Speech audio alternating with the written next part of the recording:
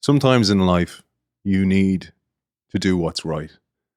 You need those in positions of power to back you, whether that be as a sports person, a high potential student, or a budding founder of the world's first $1 trillion business. This following excerpt is from an upcoming documentary with the brilliant Dee Hock, the man who made an impossible dream into a concrete reality by founding Visa, the world's first $1 trillion business. The following excerpt is a conversation that Dee recounts with the president of the bank Dee worked for. He has just been made chairman of a committee that would see him consolidate an industry in chaos. The president of the bank, Mr. Maxwell Carlson, not only supports Dee, but grants him a salary and the free use of the bank's resources, including the bank's legal firm. His conclusion: sometimes we just need to do our civic duty. We all meet a Maxwell Carlson in our lives. If you have already met one of these, then please make sure that you let them know how much of an impact they've had on your life. I might add, let's be aware of how much we can be a Maxwell Carlson in other people's life. I give you Dee Hock from the upcoming series, The Birth of the Chaordic Age. When I came up with the idea of these committees, before they had been formed, I knew that I had to discuss it with the president of the bank, with Maxwell Carlson. And my intent was just to do a bit of civic duty. But I knew I had to talk to him because this could be much more than I had anticipated and would need his consent. So I asked for a meeting with him and met with him, and I explained to him what had happened and how I had become involved as chairman of the committee, and that I had no idea what this would all lead to, but I didn't feel that I could go on with it unless I had a situation that was above reproach. It wasn't me representing my bank's interests, and that I would need a lot of time. He was a wonderful old gentleman, and one of the best listeners I've ever heard.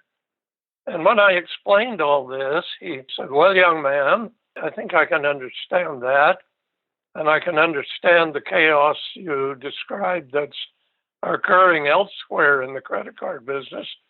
What do you think will happen to our program should the system collapse? Or is that a real possibility?" And I said, "Mr. Carlson, it is a real possibility, and it's rapidly becoming a probability.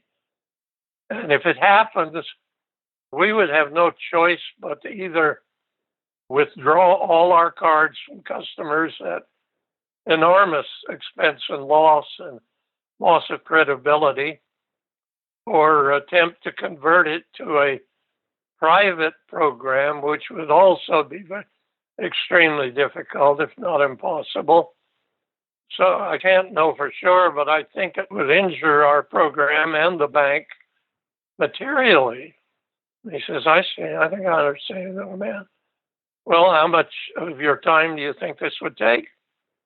And I said, "Again, Mr. Carlson, I have no way of knowing, because we're doing something that's never been done before in the banking industry. But I think it would be very demanding, but I really can't answer your question." And he said, "Well, I see, young man. Well, how about your key officers in the card center? Are they capable of running it without you?" And I said, "Well, I think I've got excellent people. I think they might need authority and support, but I think, yes, between the 2 or 3 key officers, I don't think they would have any problem running it. In fact, I'm in many ways just getting in their way." And he said, "I think I understand. I think I understand." And he tipped back in his chair after we'd had this roughly hour-long discussion and looked very thoughtfully. And then he just completely astonished me. He said, "Well, young man, sometimes we just have to be good citizens. So arrange things at the center as you think fit, and you will need a salary and a title and a position from which to do this work. So you'll continue as a vice president of the bank. You'll get your full salary and benefits, but you're free to go wherever you need to go and do whatever you need to do. He had a little habit of finishing all meetings by saying, "Did the meeting serve your purpose?" After telling me that and just astonishing me, he said, "Did the meeting serve your purpose?" I gambled a little bit, I suppose, but I had to be honest with him. And I said, "Well, not quite, Mr. Carlson."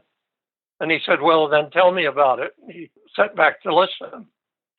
I said, "Well, I think anyone who does this kind of job has to be above reproach. And therefore, I would have to treat the National Bank of Commerce the same way all the other banks were treated. So I wouldn't be able to tell you or anyone in the bank what the committees were recommending until all of the banks could be told, and then the bank would be told as just one of the members."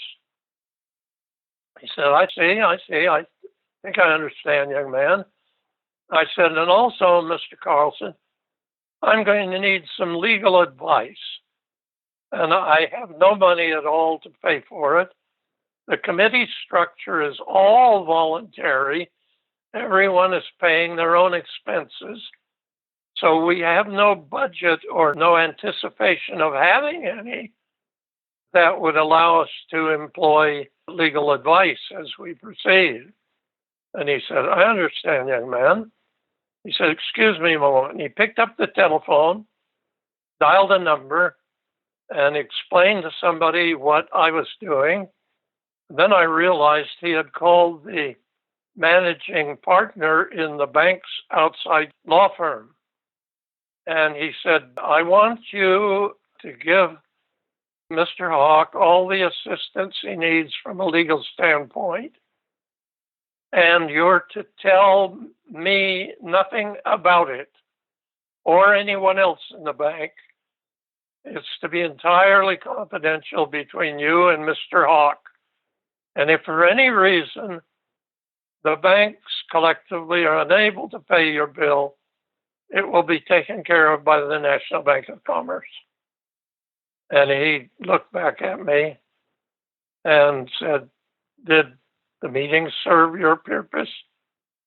Well, it not only served my purpose, which I told him with enormous thanks, but I had never been treated that way in my entire life. And I left that meeting dedicated to the idea that I would never do anything to let him down, that I would do my utmost to validate his confidence in me. The way I always put it in the book, that if Maxwell Carlson had been a lesser human being, Visa would have never come into being.